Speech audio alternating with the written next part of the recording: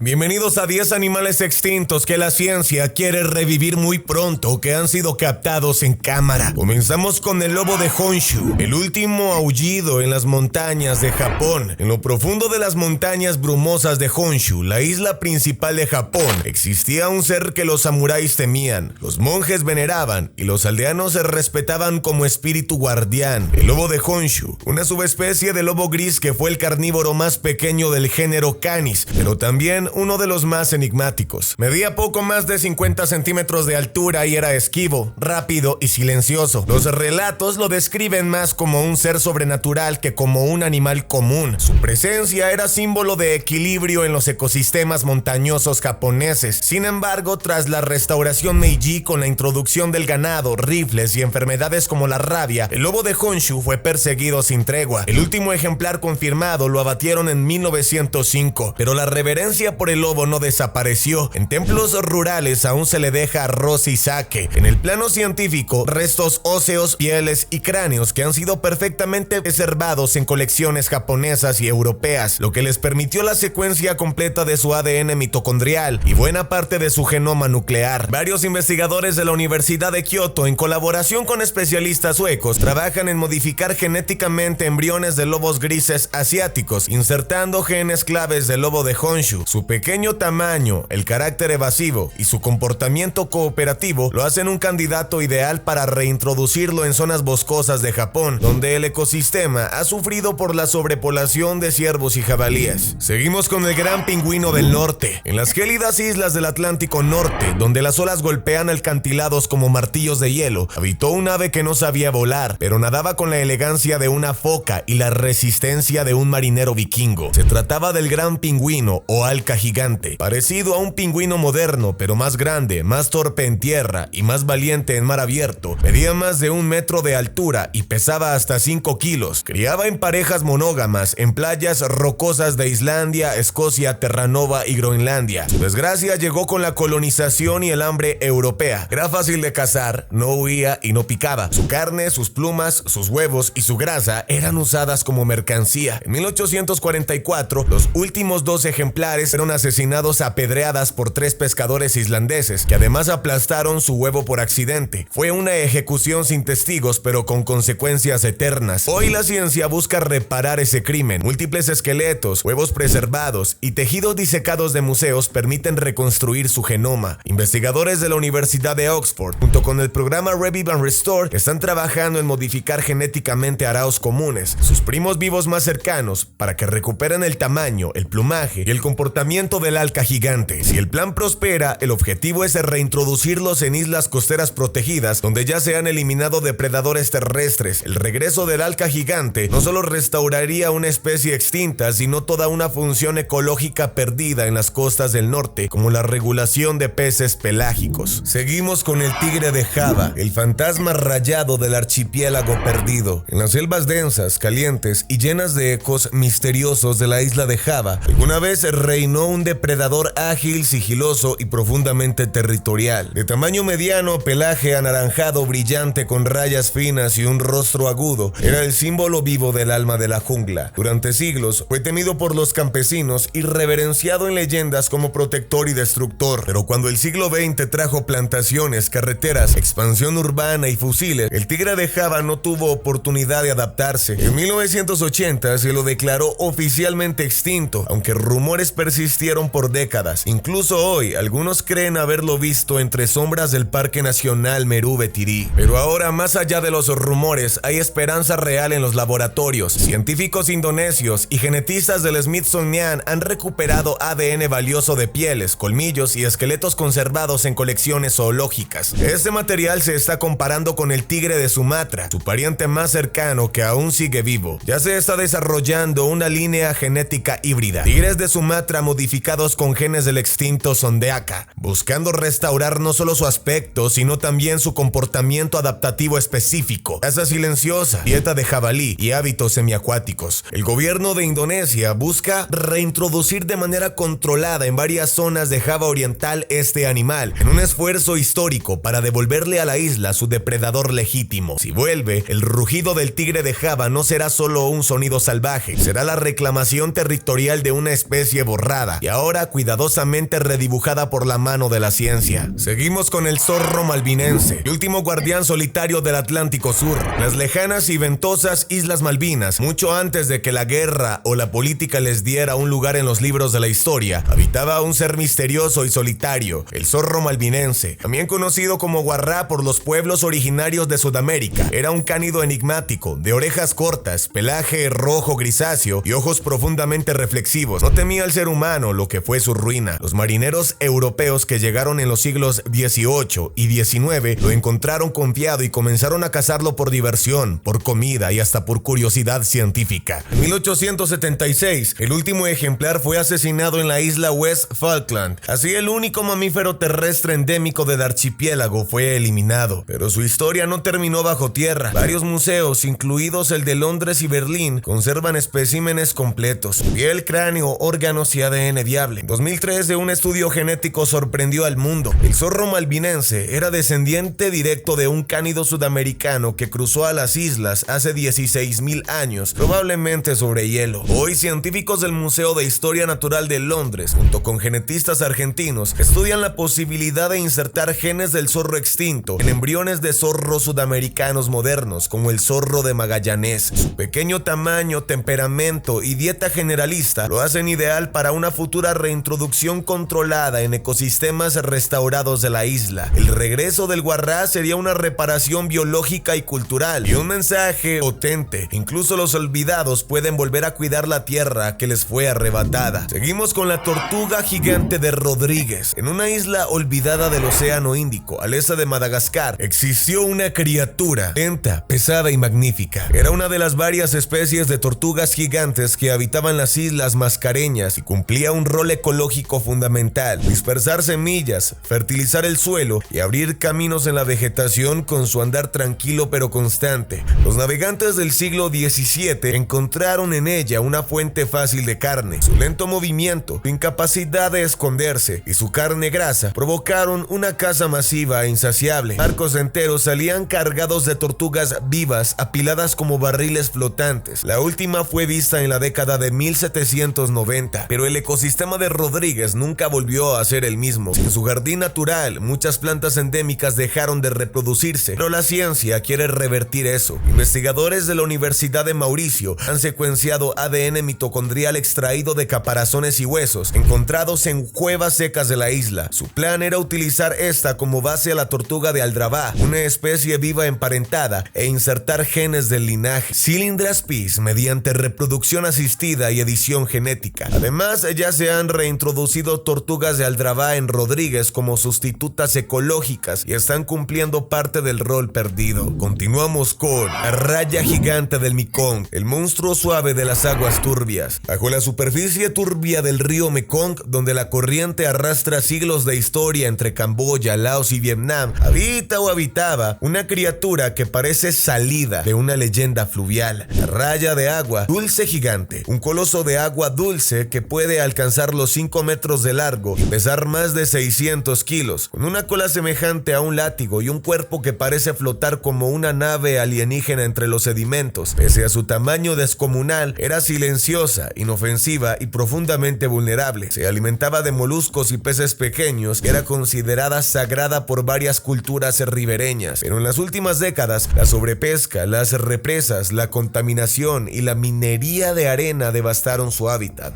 Aunque oficialmente no ha sido declarada extinta, desde 2010 los avistamientos son cada vez más escasos. Algunos científicos la consideran extinta funcionalmente, pues su población reproductiva viable está al borde del colapso. Sin embargo, varios ejemplares capturados por pescadores locales en los años 90 y principios de 2000 fueron preservados genéticamente por un programa de especies y su ADN completamente fue secuenciado. El objetivo ahora es desarrollar una estrategia de clonación embrionaria, utilizando como base otras rayas grandes de agua dulce aún comunes en el sudeste asiático. Seguimos con el leopardo nublado de Formosa. En los espesos y míticos bosques de Taiwán, donde los árboles tocan las nubes y las raíces se entrelazan como arterias de una tierra milenaria, se deslizaba una criatura que casi nadie alcanzaba a ver: el leopardo nublado de Formosa, una subespecie insular de leopardo nublado del continente asiático. Tenía un pelaje manchado como una acuarela de sombras líquidas, ojos de oro antiguo y una cola larga y poderosa que usaba para equilibrarse en las ramas más altas. Era tan silencioso como el viento entre las hojas y tan sagrado para algunos pueblos indígenas como un espíritu ancestral. Fue avistado por última vez en los años 80. Durante décadas se pensó que simplemente se había escondido del mundo, como un ninja biológico. Pero en 2013, tras años de trampas fotográficas sin resultados y rastreos infructuosos, fue declarado oficialmente extinto en estado salvaje. Sin embargo, el ADN de ejemplares preservados en museos de Japón, Londres y Taiwán ha sido rescatado y su perfil genético reconstruido casi por completo, junto con su pariente continental. El leopardo nublado de Asia continental sobrevive en cautiverio y ya ha sido exitosamente reproducido mediante fertilización in vitro. ¿Conocías al pato rosado de Madagascar? El color que el mundo no supo proteger. En las aguas tranquilas de los lagos volcánicos de Madagascar, justo donde los lirios flotaban como coronas de jade, existió una criatura tan extraña como delicada, el pato rosado de Madagascar. Su nombre era tan poético como su plumaje, una mezcla de gris tenue, blanco nieve, tonos rosáceos difuminados en el cuello, como si el crepúsculo se hubiese derretido sobre su cuerpo. Durante siglos fue un misterio viviente. Pocas personas lo vieron, menos aún lo estudiaron. La mayoría de las ilustraciones que existen de este ave son reconstrucciones de testimonios casi oníricos. Fue descrito formalmente en el siglo XIX y declarado extinto en el XX. La caza indiscriminada, la destrucción de humedales y la introducción de peces invasores borraron su hábitat y con él su historia visual. El último avistamiento confiable ocurrió en la India en el año 1949. Desde entonces solo quedaron los rumores y las pieles secas en colecciones europeas. Pero esas pieles son valiosas. En 2018, científicos del Museo Nacional de París, junto con ornitólogos de Sudáfrica, lograron extraer fragmentos del ADN del plumaje fosilizado. Sorprendentemente, su genoma se parece mucho a la del cerceta de Madagascar, que aún sobrevive en estado crítico. El plan es ambicioso: editar embriones de cercetas vivas para replicar los rasgos físicos, reproductivos y de comportamiento del extinto pato rosado. El resultado no sería una réplica exacta, pero sí un rescate funcional de una línea genética perdida. Ese es el perro cantor de Nueva Guinea, el eco genético de un canto perdido. En los páramos altos de Nueva Guinea, donde la niebla se posa sobre las cimas y los valles retumban con cantos agudos y prolongados, vivía un animal único, el perro cantor de Nueva Guinea, ni perro doméstico ni lobo salvaje. Ese animal era una criatura intermedia, un canto viviente de la evolución. Su rasgo más distintivo no era su aspecto, similar al de un dingo pequeño, sino su canto, una secuencia armónica de aullidos modulados que se asemejan a una melodía lejana, como una flauta triste entre montañas. Su tono cambiaba con la altitud, el clima y las emociones. Durante mucho tiempo se creyó extinto en estado salvaje. Solo sobrevivía en zoológicos, donde algunos ejemplares se reproducían en condiciones artificiales. Pero en 2016, un descubrimiento cambió todo. Una expedición en las tierras altas de Papúa encontró una manada salvaje de perros cantores, genéticamente distintos de los ejemplares domesticados. Ahora la Nueva Guinea Singing Dong, con los laboratorios australianos y norteamericanos, está trabajando para extraer el perfil genético de estos individuos salvajes y cruzarlos cuidadosamente con ejemplares en cautiverio. Seguimos con el búho gigante de Cuba. Cuba es la tierra de la música, ron y leyendas. También fue una vez el hogar de uno de los depredadores alados más espectaculares del Caribe, el búho gigante cubano, una criatura que no tenía igual en el mundo moderno. Este búho prehistórico podía medir más de 1 metro de altura, con garras afiladas como cuchillas de bronce, patas largas para caminar por el suelo y probablemente era incapaz de volar por completo. En lugar de volar, acechaba en la maleza como un felino, emboscando pequeños mamíferos, reptiles y aves desprevenidas. Era el rey sigiloso de las selvas húmedas. Desapareció tras la llegada de los primeros humanos a la isla hace 6000 años, debido a que lo comenzaron a matar, y a la desaparición de sus presas nativas, como eran jutías gigantes y perezosos terrestres. Hoy, sus restos están entre los fósiles mejor conservados del Caribe. En cuevas de Matanzas y Sansí Espíritus se han hallado esqueletos completos, cráneos, falanges y un ADN antiguo parcialmente viable. Un equipo del Museo Nacional, con apoyo de universidades canadienses, está trabajando para comparar su genoma con el del búho real y el búho cornudo. El objetivo es crear un modelo genético que permita reconstruir las características en una línea híbrida viva. Seguimos con el mono colobor rojo de Miss Waldron. En los espesos y húmedos bosques de la Costa de Marfil y Ghana, donde la luz apenas atraviesa la bóveda de ramas, vivía un ser tan discreto tanto como hermoso, el mono colobo rojo de Miss Waldron. Su pelaje era una combinación de negro azabache y rojo fuego, con una barba blanca que lo hacía parecer un anciano sabio, y sus ojos brillaban como si guardaran secretos antiguos del bosque. Era un primate tímido, arborícola y altamente social, pero también era vulnerable. A medida que la deforestación devoraba los bosques y los cazadores lo buscaban por su carne, fue desaparecido en silencio. En el año 2000 lo declararon oficialmente extinto, siendo el primer primate del siglo XXI en perderse para siempre, al menos en teoría. En 2020 algo cambió. Un equipo de biólogos del campo liderado por el Wills Forest Research recogió heces, pelos y huellas frescas que, al ser analizadas, revelaron una verdad inesperada. El colobo rojo podría seguir vivo, oculto en fragmentos de selva remanente. Se han extraído secuencias genéticas completas de ejemplares disecados en museos europeos y de material reciente recogido en Ghana. Con esa base y gracias a la compatibilidad genética con otros colobos rojos, se ha planteado un programa de edición genética e hibridación asistida con el fin de revivir funcionalmente a esta especie e incluso reforzar poblaciones diminutas aún existentes. Terminamos con el águila de Haast. En las vastas y remotas tierras del sur de Nueva Zelanda, donde las montañas se alzan como espinas de dragón y los valles permanecen intactos desde la era de los glaciares, dominaba el cielo un depredador como ningún otro. Con una envergadura de hasta 3 metros y garras tan grandes como las de un tigre, esta ave rapaz era el ave depredadora más poderosa que haya existido. No comía roedores ni reptiles, cazaba moas gigantes, algunos del tamaño de caballos, lanzándose desde lo alto con una fuerza letal. Fue reverenciada por los maoríes como el Pokai, el ave devoradora de hombres, pero cuando los humanos llegaron, comenzaron a cazar a los moas en masa. Al quedarse sin presas, el águila desapareció en 200 años. Su extinción fue tan rápida que aún se cuentan sus plumas en leyendas, pero su historia no terminó. Los restos fosilizados excepcionalmente conservados han sido hallados en las cuevas del Central Otago y los lagos del sur. Quieren insertar material genético en embriones de águila australiana, buscando replicar las características físicas y el comportamiento depredador, y criarlos en cautiverio en reservas cerradas, donde aprenderán a cazar presas artificiales de gran tamaño, hasta estar listos para la vida salvaje. Ya que has visto el video del día de hoy, querido panda, dame tu me gusta sin respirar, suscríbete al canal, que yo he sido tu panda de la suerte, y nos veremos en la próxima ocasión. Adiós.